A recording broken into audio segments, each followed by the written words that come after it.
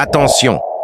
Un péché plus grave que la fornication et le meurtre que plusieurs commettent, sans même s'en rendre compte.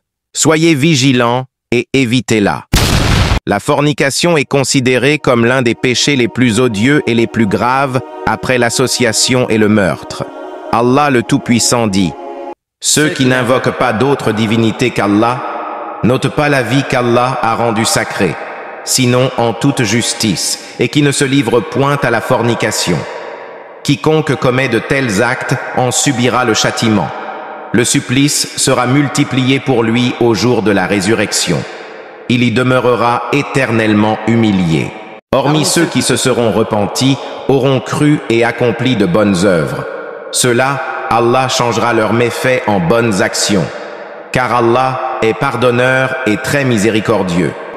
La gravité de ce péché réside dans les violations des interdits divins qu'il entraîne, la corruption des lignées, la dégradation de la société et de la femme. C'est pourquoi Allah le Tout-Puissant a ordonné l'infliction du châtiment le plus sévère aux fornicateurs. Dans cette vidéo, nous vous présentons une histoire vraie qui prouve qu'il existe un péché plus grave que la fornication. Qu'Allah nous en préserve. Il s'agit d'une histoire authentique qui s'est produite à l'époque du prophète Moussa, paix sur lui. Une femme repentie s'est présentée au prophète Moussa et lui a dit « J'ai commis le péché de la fornication et j'ai donné naissance à un enfant que j'ai ensuite tué. » Moussa, bouleversé par cette nouvelle, lui a dit « Tu as commis un péché immense. Quitte cet endroit avant qu'Allah ne fasse descendre sur nous le feu du ciel à cause de ton acte. » La femme s'en alla. Par la suite, le Très-Haut envoya un ange du ciel à Moussa et lui dit « Qu'as-tu fait à cette femme repentie? N'as-tu pas trouvé quelqu'un de plus vil qu'elle » Moussa répondit « Et qui pourrait être plus vil qu'elle » L'ange lui répondit « Celui qui abandonne délibérément la prière.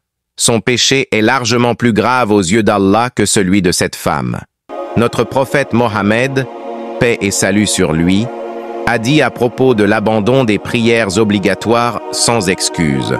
Cela fait partie des péchés les plus graves.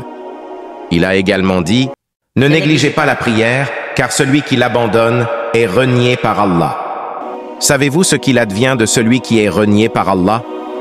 Il n'a ni protection, ni soutien, ni aide dans ce monde. Et Allah ne le regardera même pas dans l'au-delà. Dans un hadith du prophète Mohammed, paix et salut sur lui, relatant son voyage nocturne et son ascension, il dit « J'ai vu des gens de ma communauté dont les têtes étaient écrasées par des pierres. Chaque fois qu'une tête était écrasée, elle revenait comme elle était. J'ai demandé à Djibril « Qui sont-ils » Il répondit « Ce sont ceux dont les têtes étaient trop paresseuses pour accomplir la prière. » Allah le Tout-Puissant parle de ceux qui abandonnent la prière dans la sourate Maryam. Et après, eux, vinrent ceux qui négligèrent la prière et suivirent leur passion.